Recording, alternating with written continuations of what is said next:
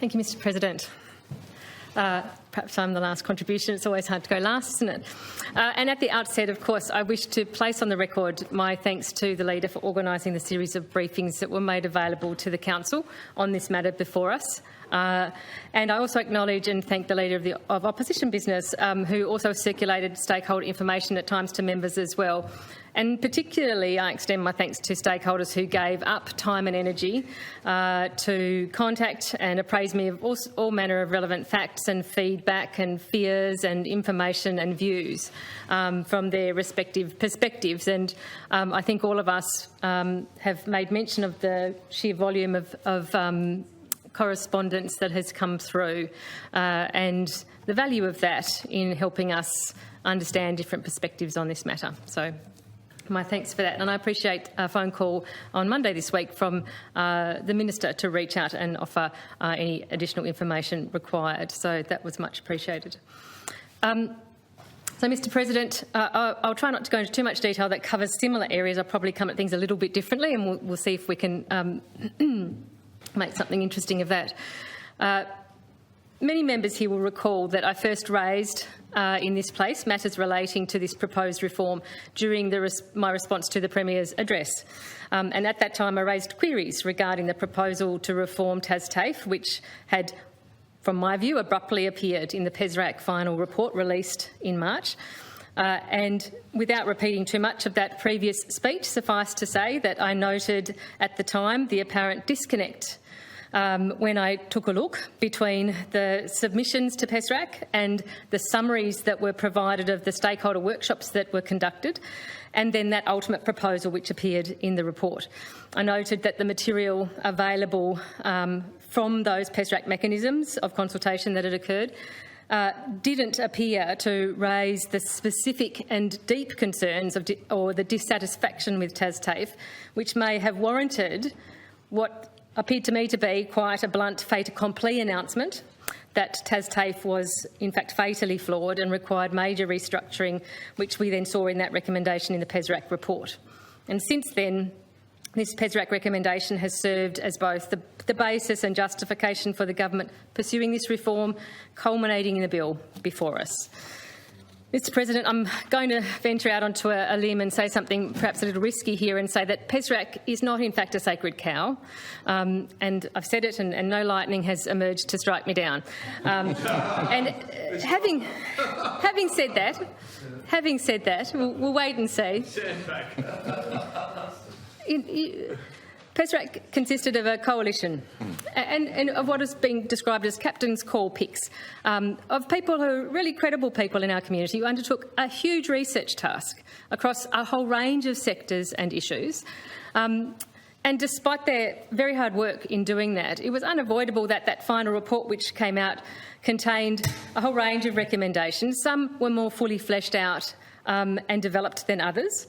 And that's certainly not a criticism. It's an observation of reality, and much value came of that process and was delivered through it. But the important point here is that PESRAC in that process, it wasn't a specialised or comprehensive public policy development entity, and it wasn't an elected body. In fact, there was essentially no public accountability or scrutiny mechanism that we could apply to that, because it was executive constructed and executive answering as an entity. And again, that's not casting aspersions in any way upon the individuals involved in PESRAC, but it's certainly there in its name, the Premier's Economic and Social Recovery Advisory Council. It was a creature of the Executive and the Premier, not a creature of, say, Parliament or necessarily another representative mechanism. Further, the Tasmanian community were not consulted on the terms of reference for PESRAC or its make-up, another statement, just a fact. So while the Parliament, which does consist of elected representatives to the community, is bound to that community and answerable to it, PESRAC is not bound, and nor are its recommendations. And interestingly, while Parliament is not bound to those recommendations, neither is the government, interestingly. And we've seen that demonstrated just recently with an announcement that the government has in fact dropped pursuing one of PESRAC's proposed reforms, the local government reform process, which, despite being one of the accepted PESRAC recommendations taken to the May state election as a commitment, has now shifted somewhat. So just to provide a quick reminder on that, because it's going to reflect into this process. A quick reminder, these were specific PESRAC local government recommendations contained in that report in March prior to the election. And they were number 47, 48, 49 and 50. And they said that the Tasmanian Parliament should sponsor a process to drive structural reform of the local government sector. Parliament should own the reform process, including setting the terms of reference, the time frame, committing to implementing recommendations. The process should be undertaken by an expert panel supported by a secretariat, and the process should be designed to deliver reform outcomes capable of being implemented, including detailed recommendations on implementation and transition arrangements.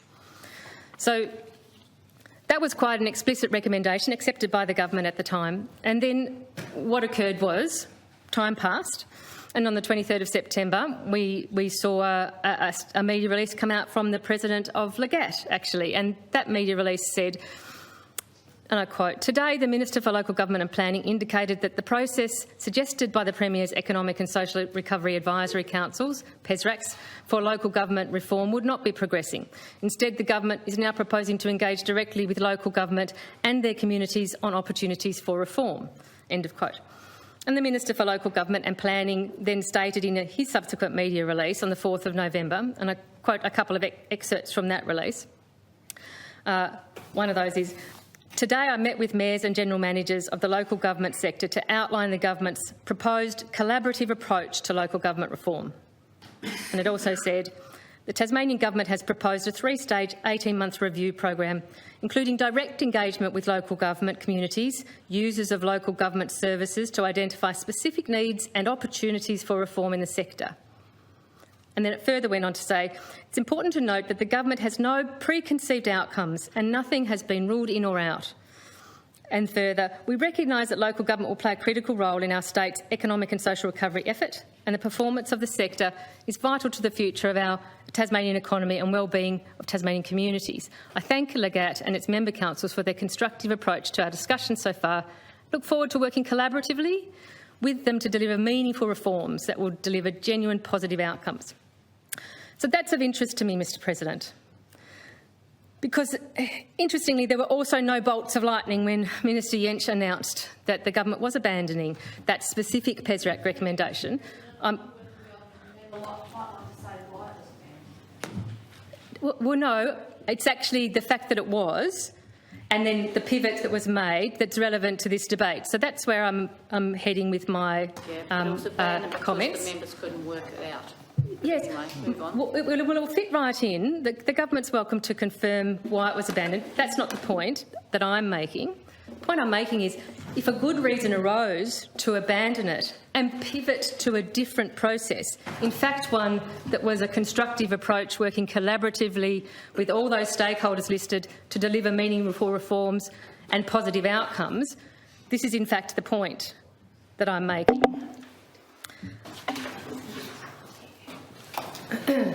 So Minister Jensch announced that the government would abandon that specific recommendation on the best process that came through PESRAC and pivot to a collaborative process with all the stakeholders involved and no preconceived outcomes. Now, to me, Mr President, that sounds like an appropriate process and a good starting point for any major reform. And what's important to note here, and why I raise it, Mr President, and what makes the fate of a PESRAC local government recommendation relevant to this debate today on the fate of TAFE, is that clearly the government does not mind adapting, altering and even abandoning specific PESRAC recommendations. Clearly the government can identify the benefit of a reform process undertaken respectfully, collaboratively, with no preconceived outcomes and with a positive approach. So even after telling the Tasmanian electorate at the last election that they intended to deliver full on those very same recommendations, the government have been prepared to change tack on the approach to local government reform. So clearly we don't have to worry about it being heresy to move away from a PESRAC recommendation to some extent. and pivot in how we approach it. And what I'm interested in is that we've done that on the one hand, or the government has chosen to do that on the one hand, but on this matter that we're dealing with today, they've chosen not to do it. And I think that's presented some problems and some of the difficulties that we've all then been grappling with in terms of the different contested views and the very strong feelings and fears that are there amongst stakeholders.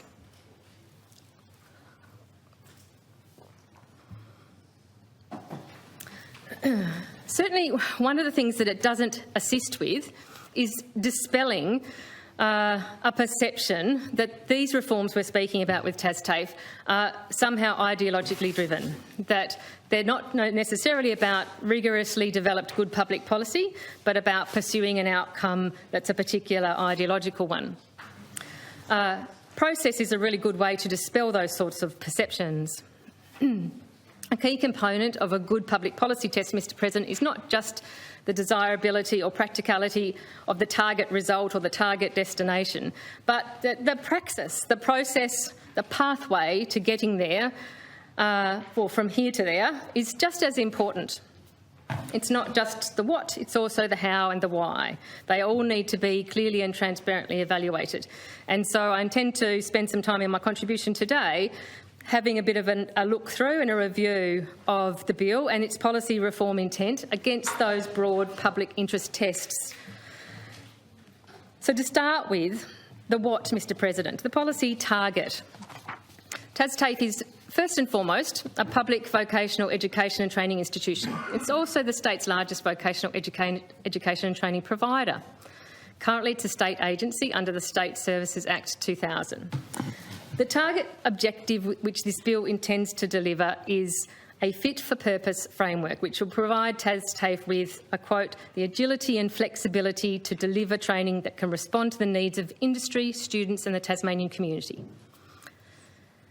The government's second reading speech, which all members know is actually an important and formal document when it comes to understanding the intent of a piece of proposed legislation. It details extensively how this bill seeks to deliver on the needs of industry and employers and align with their perspective of what a fit-for-purpose framework looks like. However, Mr President, I feel that this policy target of a new TasTAFE is articulated via this bill and in the second reading speech in a way that's rather silent on the detail when it comes to whether and how it's fit for purpose to meet the needs of students and all students. There's passing mention that students were consulted, but that in itself is hardly reassuring. I do note that TasCos in their submission to this bill states, and I quote, "Everyone has a right to an education. A quality public education system is fundamental to guaranteeing this basic right to all. TasTAFE supports this right by providing public, affordable, accessible education and training. It is the linchpin of the vocational education and training VET system, with dedicated teachers and trainers committed to ensuring all Tasmanians have the opportunity to gain the skills and confidence they need." So TasCos there in that submission was reiterating the equally important role of providing public education in its own right, as is providing industry tailor-made training. In preparing for the debate on this bill, I went back to TasTAFE's current legislative framework, its corporate plan 2020 to 2023, and I've also reviewed some recent annual reports. The current Training and Workforce Development Act 2013, section 57, subsection 2B, states that a clear function of TasTAFE is to deliver foundation skills to those facing barriers to participation in education, where it may lead to persons obtaining a qualification. Section 57, subsection 2E of the Training and Workforce Development Act 2013 establishes a further function of TasTAFE as this: the provision of VET services in rural and regional areas and other disadvantaged student cohorts where other VET providers cannot or are not effectively meeting demand. So I wish, Mr President, to briefly focus on that foundational skills aspect. The TasTAFE 2020 to 2021 annual report summarises the foundation skills delivery programs provided by TasTAFE as including this list: Skills for Education and Employment Program, C; Vocational Preparation Teams, Work Pathways Program, Literacy and Numeracy Support, Adult Migrant English Program, And additionally, support programs are delivered targeting the following identified student cohorts, including support for Aboriginal students, disability support officers, English language services teams, Adult Migrant English Program, AMEP, Young Migrant Education Program, YMEP, and ELICOS, the English Language Intensive Courses for Overseas Students. So in 2020, I learnt from the annual report there was a total of 15,891 enrolled students identified across those combined disadvantaged student cohorts. Some may have fitted into more than one category, so I'm happy to have those figures broken down more. I've got some to put in a moment across some of those specific categories. Slightly down these enrolments in these identified categories from 2019. A decrease that was attributed to the impacts of COVID-19, of the COVID-19 pandemic. And additional to those cohorts identified, there is also the TasTAFE Risdon Prison Education Delivery Model, which had over 300 students enrolled during the period of 1st of October 2020 to 30 June this year, with almost 200 apparently completing a qualification or skill set, which is very pleasing to see. So, Mr President, this is potentially thousands of disadvantaged students or students who fit into categories that are recognised to potentially be disadvantaged, accessing these really important education and training programs, which will contribute to their individual and personal growth and well-being, as well as contributing to the broader social and economic robustness of the Tasmanian economy through equipping them for the workforce. And further, in 2020, as we've, I think, heard before, there were in the vicinity of 5,349 students enrolled in apprenticeships and trainees. It's worth noting that it's hard to tell from the data about crossovers between that apprentice category and those disadvantaged student categories, so I'm not sure where they marry. But the 2020-21 annual report states this, and I quote, TasTAFE does not only measure its success by training statistics. TasTAFE also acknowledges the importance of vocational education and training to disadvantaged student cohorts and is proud to have a suite of support services to help students who may have various barriers to accessing and participating in education. That was page 15 of the annual report. Mr President, I cannot put faces on or provide names to those grouped together under the terminology of disadvantaged cohorts or other students who've been assisted by TasTAFE to overcome a range of barriers to further their education. However, I can provide a useful insight into the number of those who've relied upon TasTAFE's focus and delivery on those barrier-breaking foundation skills. In response to questions that I asked in June this year, the following breakdown of 2020 enrolments was provided, which I found really informative. There were 1,290 Aboriginal and Torres Strait Islander students. There were 2,451 students with a disability. There were 387 new migrants and humanitarian visa holders, 863 school leavers under 19 years of age without a TCE or equivalent, 9,629 students in low SES categories, 454 students in remote areas. And there were, when we looked at the gender breakdown of students, 8,077 female students, equating to 38.1% of enrolments, and 13,113 male students, equating to 61.8% of enrolments. I don't have a specific figure to put to students who didn't identify a gender or fitted in a non-binary gender category. My apologies. The only groups who did not predominantly rely upon the free and subsidised courses were actually the new migrant and humanitarian visa holder groups and the male students. The rest of those categories were often ones that predominantly relied upon free and subsidised courses in TAFE and those foundational skills and that we're talking about. Now, obviously, there may have been overlap between categories, as I've said, but what's also really clear is that TasTAFE provides a crucial education and training lifeline for more than only, say, those industry-connected apprentices and trainees or some of the very industry-focused courses that are there. There's a lot going on in the foundation space and for students who are in disadvantaged cohorts. This other significant role and responsibility of TasTAFE is mentioned, I think unfortunately, it seems rather dismissively in the second reading speech, in that one sentence which says, TasTAFE will always play a role in providing services in regional areas and foundational skills including literacy, numeracy and digital literacy. So unfortunately, I don't find that one passing statement in the speech very reassuring. We're not told it's even going to be a key role for the new entity to maintain current levels of provision of foundational skill development courses. We need a clear, I think, and unequivocal statement from government that their proposed new TAFE will, at the very least, maintain the focus, range and delivery of all those foundational skill courses and supports provided currently by TasTAFE.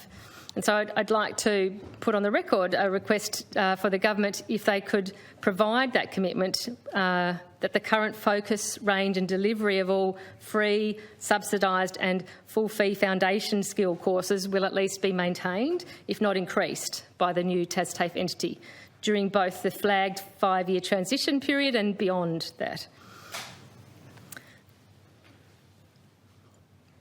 Mr President, it's important to emphasise these important social and equity contributions made by the current functions of TasTAFE. Given the proposed new framework and articulation of the proposed new framework, I feel doesn't appear to emphasise them as being as integral in the new entity. So I'm happy to have that concern assuaged. And because I think it is a serious consideration when we're evaluating this against a public interest test and the desirability or otherwise of the stated intended policy outcomes and the means which are proposed to get us there. On another related matter, the TasCost submission of the 18th of October this year also makes the important point that, and I quote again from the submission, while the changes have arisen from the PESRAC consultations and had allowances for input from industry and TasTAFE stakeholders, it is not clear whether students and young people have been closely involved in the transition consultations. VET plays an essential role for young people, particularly in the transition from school to further education and employment. Young people and students should be at the centre of focus for TAFE reforms, and their views and voices on the draft bill and its implementation are vital. It is their learning and their future which will be impacted by the flow-on effects of any change to the structure and offerings of TasTAFE. Mr President, I think that's a very important point. I would think it's rather difficult to design a fit-for-purpose framework without consulting all stakeholders affected, all client groups as it were.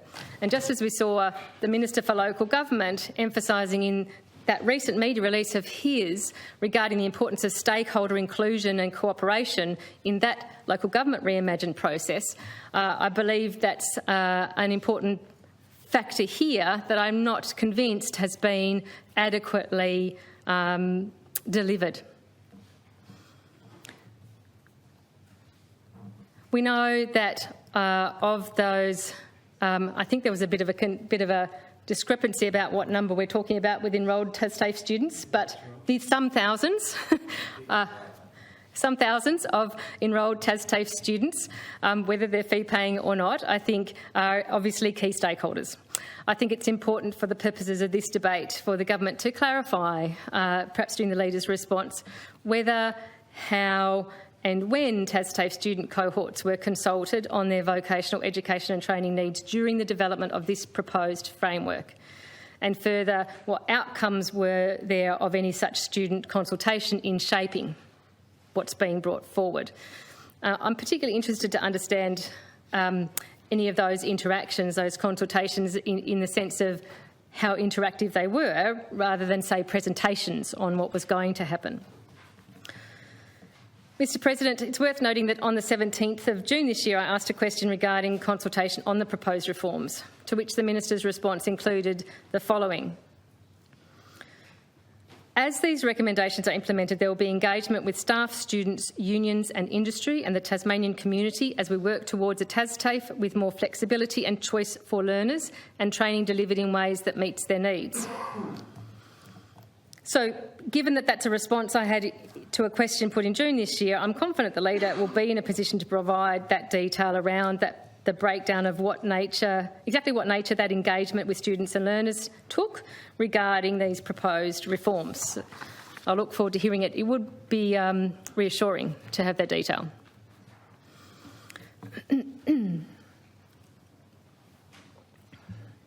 Mr President, when I run the public interest test filter over the what goal for this reform, the apparent desired target destination for the government, as expressed through the bill, I fear doesn't necessarily score too well.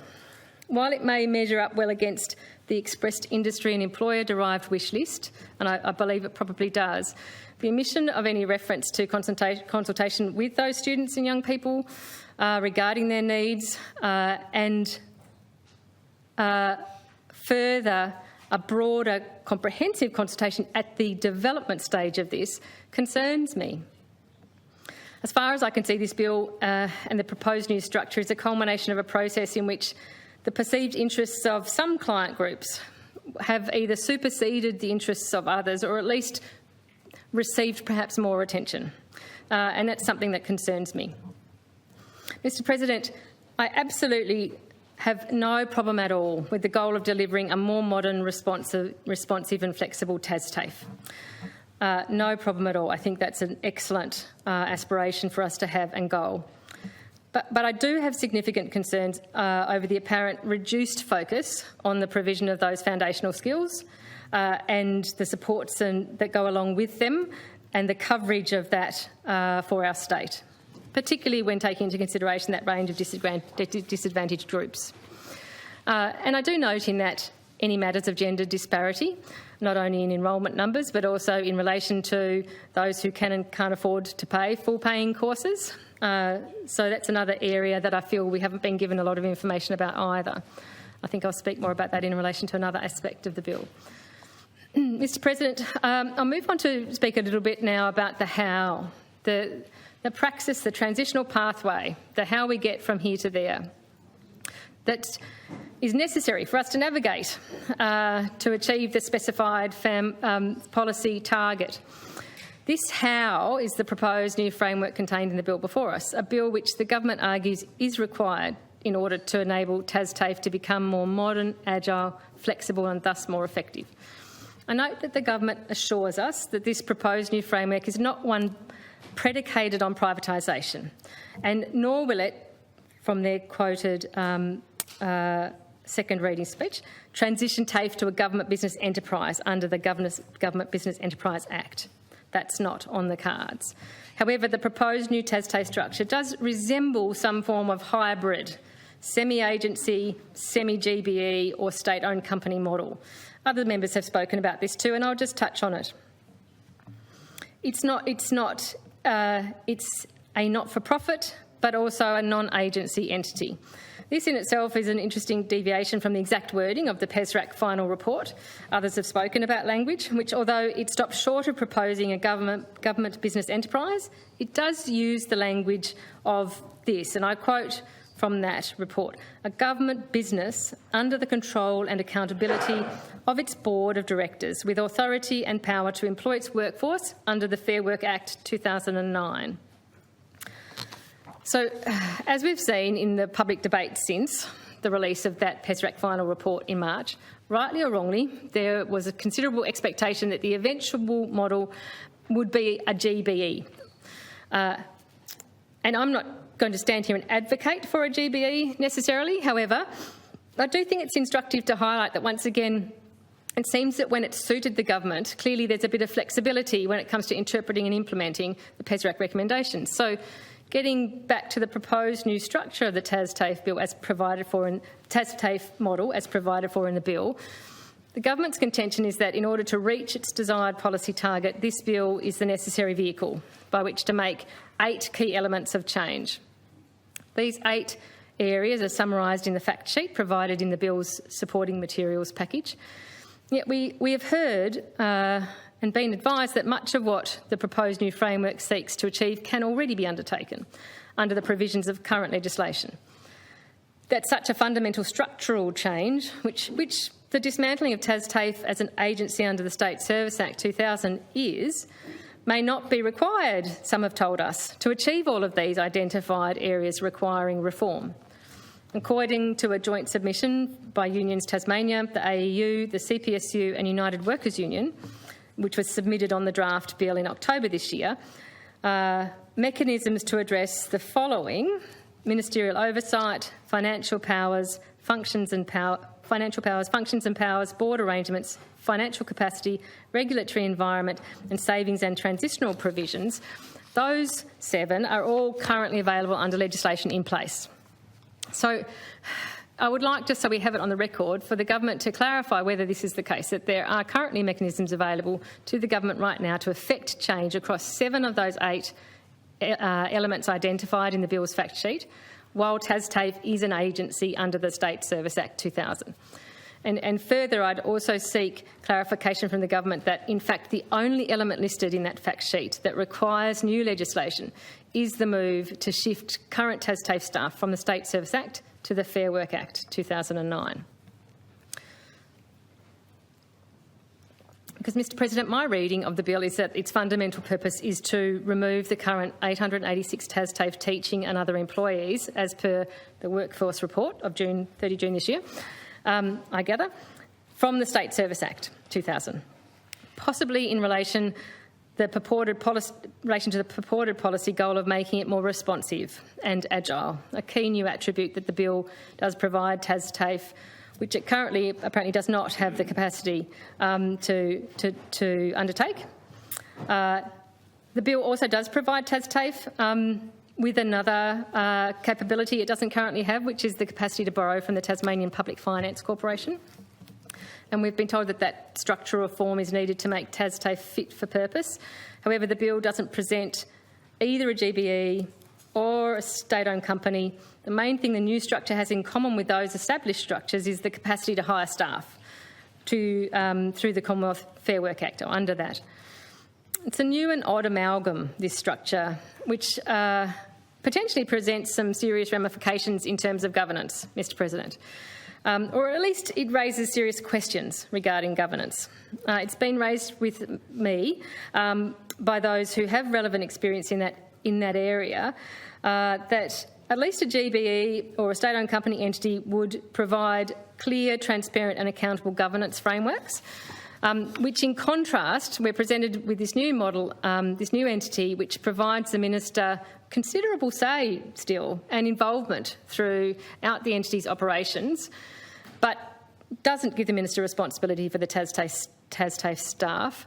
And so I'm unsure about the governance stickiness there and where we've landed with it. We know there was an expectation that from the sector after the PESRAC announcement and the commitment from the government that we would see a proposal that was a GBE-style model, and that didn't eventuate. The government's second reading speech is really clear that this bill isn't transitioning TasTAFE to a GBE.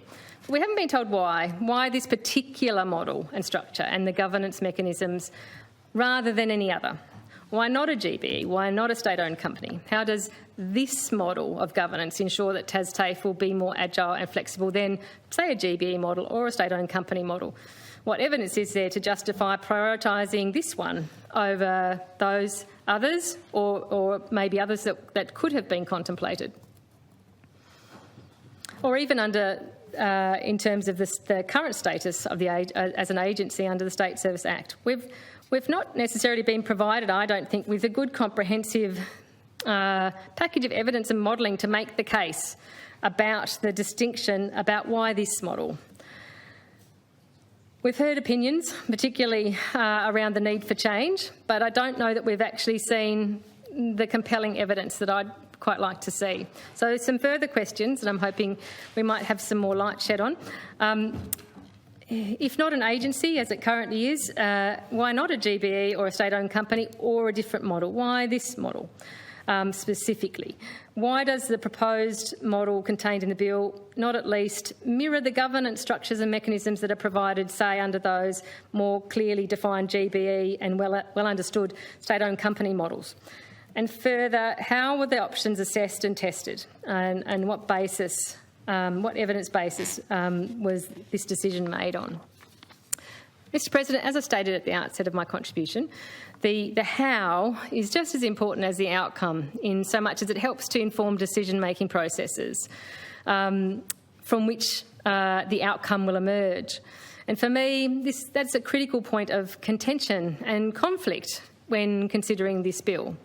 I feel that, in essence, the process has been fundamentally flawed, and that's compromised how we've arrived where we are today.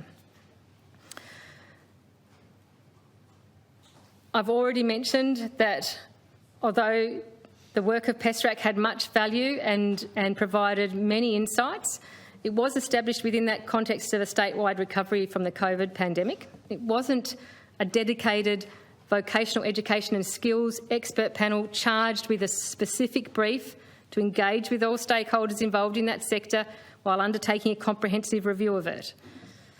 I feel that certainly potentially a more respectful and non-inflammatory way that could have been found, either for PESRAC to respond to those to the things that it was hearing in its consultation processes, or for the government to pick up on what came through those processes and then look to establish a dedicated consultation, assessment and policy development process to actually determine where to next.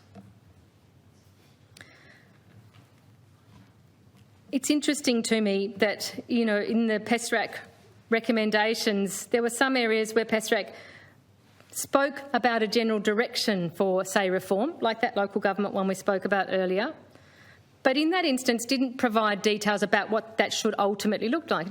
PESRAC didn't then tell us how many councils there should be or how they should be configured around the state. But on this TasTAFE one, there was very explicit specificity around where we should end up with a TasTAFE reform that came through that process. And I think that hasn't necessarily served us well in arriving where we are today, because it did potentially curtail then a comprehensive, well-consulted process in the meantime, when you've already got quite a definite outcome at the starting point.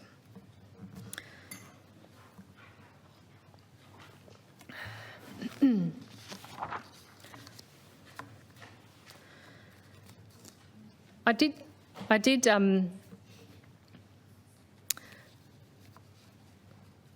say in my response to the Premier's address back then in March in discussing this, and I'll just quote briefly from that speech, I did say, despite the effort made by the Premier's address to present the proposal to transform TAFE into a GBE as a solution, it remains unclear to me at least what exactly the problem is. Undoubtedly, there's always room for improvement. However, unless we're clear on the exact nature of any problem or identified areas for change, how are we meant to evaluate whether the proposed solution is a good fit? And so, Mr President, in that speech, I then spoke about other sorts of options that could be really robust and transparent and accountable ways to comprehensively identify the issues and problems and test proposed solutions. And there are many of those options, whether they be parliamentary mechanisms, whether they be solid policy development mechanisms undertaken either by experts or by departmental folk, but either way, there's a range of measures that were roads not taken.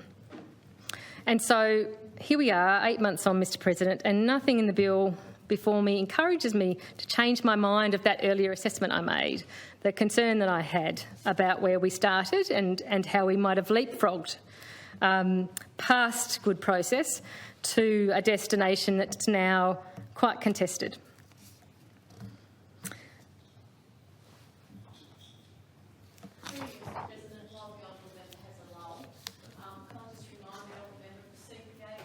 Between 7 and half past. Shall I? If you're in a position, if you're not going to wrap up in the next 5 minutes, you might wish to adjourn. I may be a little longer than 5 minutes, not a great deal, but maybe a little longer. May wish to adjourn the debate. So you're ready? Mr President, may I move to adjourn the debate? The question is that the debate stand adjourned. Those of that opinion say aye. Aye. The contrary, no. I think the ayes have it. Honourable Leader. Thank you very much, Honourable Member for Nelson. Mr President, I move that the sitting be suspended until the ringing of the division bells for the purposes of a dinner break. Mr President, I imagine that we'll ring the bells again at about 8:30.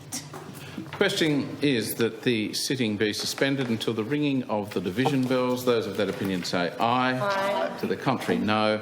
I think the ayes have it. The sitting is suspended.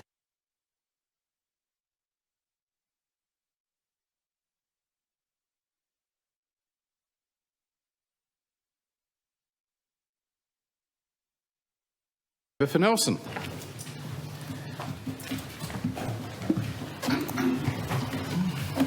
Thank you, Mr President. And now I had marked my spot, and there we are. Found it again.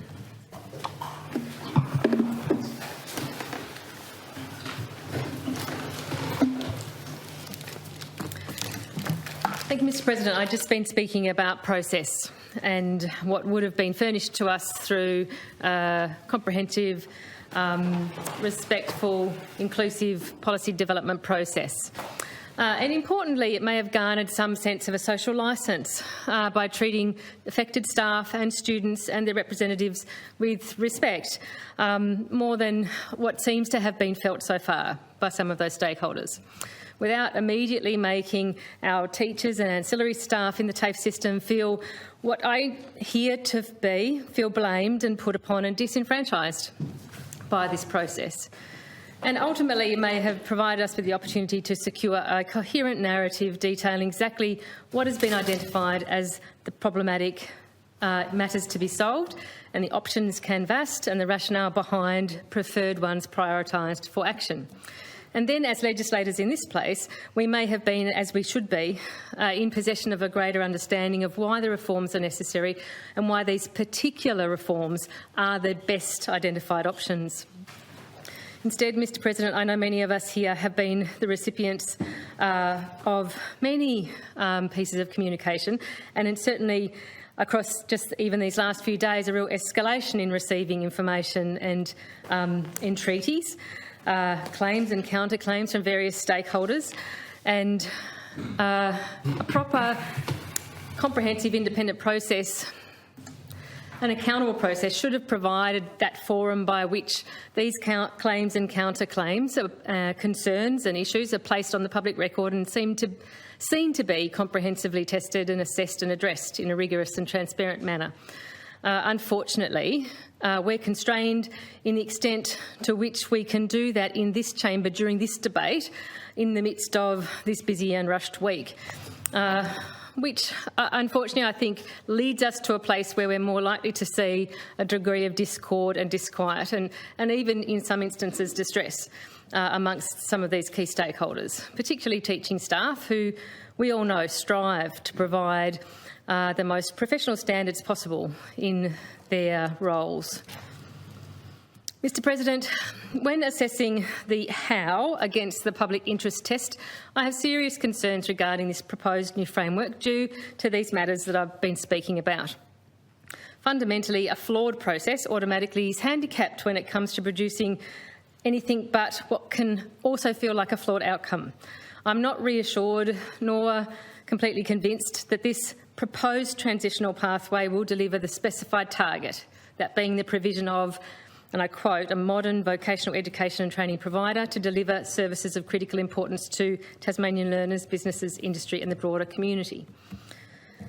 In fact, as discussed, we've got stakeholders holding deep concerns that the proposed framework has the potential to potentially deliver perverse outcomes and do the opposite in some sense of that stated intent. Particularly, their very real concerns put forward to us that the push to things like a full cost recovery model will be to the detriment of broader and equally critical educational equity and barrier dismantling responsibilities, with the risk of higher fees potentially imposed upon students and employers. Some of this has been gone over and prosecuted, but I'm still feeling a measure of disquiet about it, and I'm not reassured that we can be fully confident that we won't be ending up with in some sense, some degraded aspects to our TasTAFE that may leave us more bereft than we are now in terms of what we're offering to all the stakeholders involved. I know that concerns have been expressed that TasTAFE will be reduced to solely those thin markets for expensive to deliver training courses avoided by private RTOs, and I feel that's yet to be adequately addressed by the government, in my opinion, and so those concerns, I think, remain quite real. Significantly, to reiterate, in the absence of that evidence-based and tested information being provided to us from a comprehensive policy development process, this feels as if we're being asked to take a potentially disruptive sledgehammer to a particular public asset, which instead may well require some very long overdue, substantial resourcing and some operational fine-tuning, absolutely, and some genuine good faith industrial relations negotiation. And perhaps that's the combination that may have led us through this in a different manner.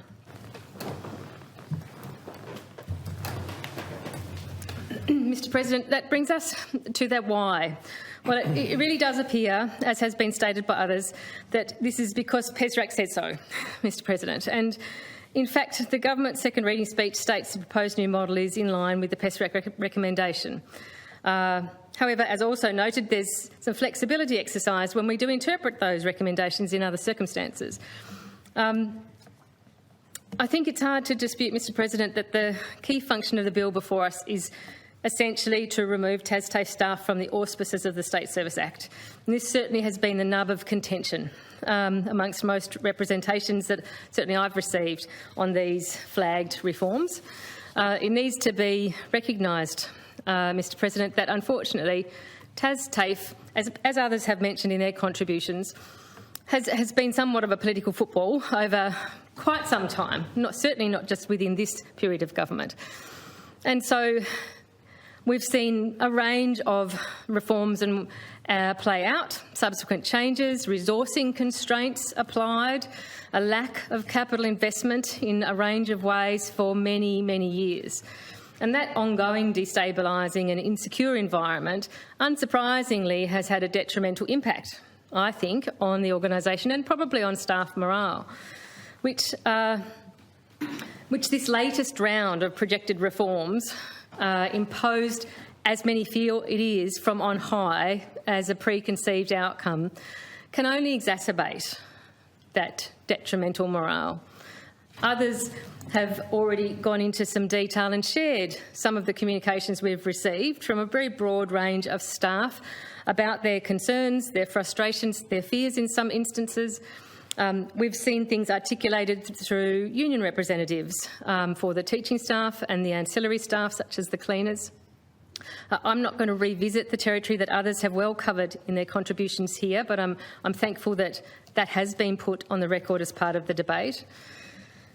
But I certainly do need to acknowledge that despite some attempts at public reassurances by the government that no current TasTAFE employee will suffer reduced working conditions, clearly many of them feel unconvinced by that and are still fearful of that. So I think we still need to be looking to resolve that in some distinct way.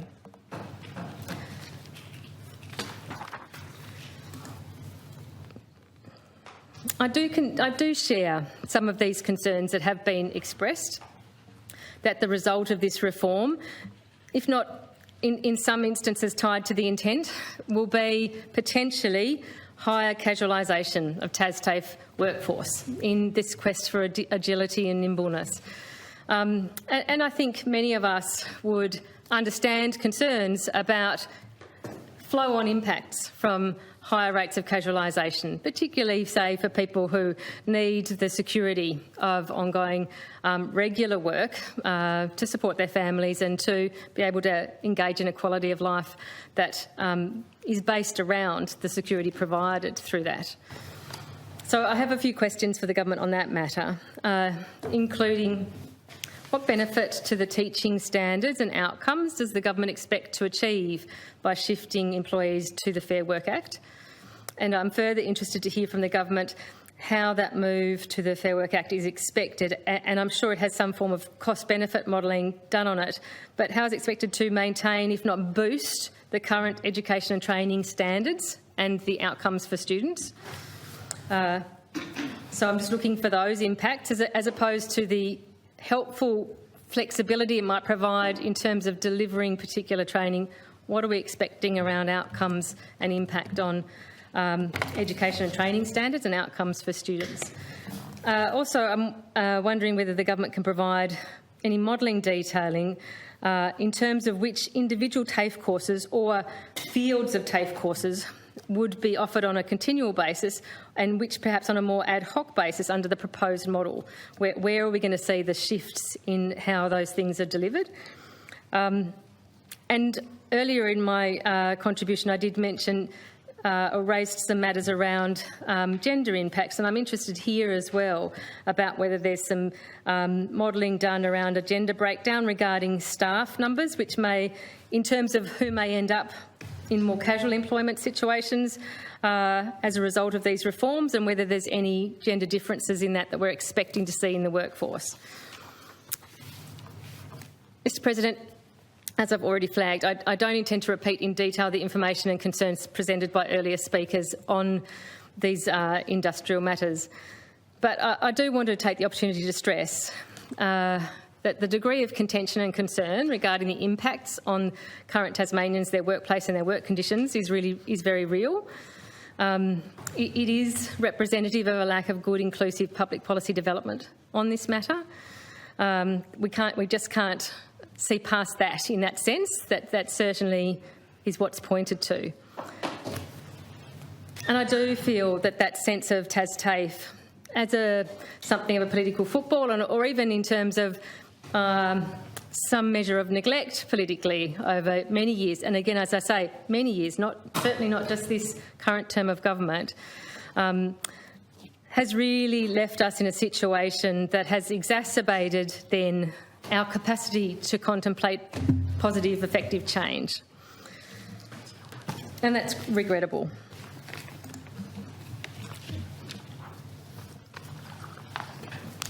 Just in passing, I do want to take a moment in my contribution to briefly acknowledge the high and continual local and interstate national recognition garnered by both TasTAFE staff and students. We saw 5 medals for TasTAFE trained tradespeople awarded at World Skills Australia in 2021, while TasTAFE was one of 3 registered training organisations nationally shortlisted as a finalist in the Large Training Provider of the Year category.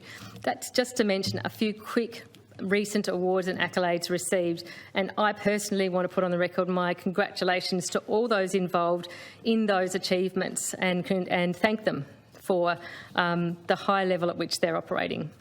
We've got a consistent track record there that's acknowledged in terms of achievement by TasTAFE staff and students, and I think that serves to highlight for us in really no uncertain terms that why that's posed here with this policy and this bill and this sort of identification of critical problems that must be solved immediately really warrant our thorough inspection to ensure that we aren't just dealing with ideological matters here, and that we are genuinely engaging with problems that have been well identified and then solutions that have been well designed. Mr. President, I think we've seen here a failure to undertake that process well, and that's landed us where we're asking ourselves, where has it left us? Have our student cohort at TAFE been properly involved in this process in the same way or to the extent to which other stakeholders may have been involved and considered? Have we got the evidence and modelling that has showed us why this particular option is the best solution to well-identified problems? And I think also, are we convinced of where this will take us and the full range of impacts it's going to have? It's such a significant change. Mr. President, one further question around the bill that I'll put in my contribution is really I'd like to understand whether the government did or encourage the government to share with us any modelling that they do have to underpin this proposed TAFE restructure in terms of those impacts and in terms of how we expect that to play out, particularly the transition to that not-for-profit government business model and something of the opaque elements around the governance of that.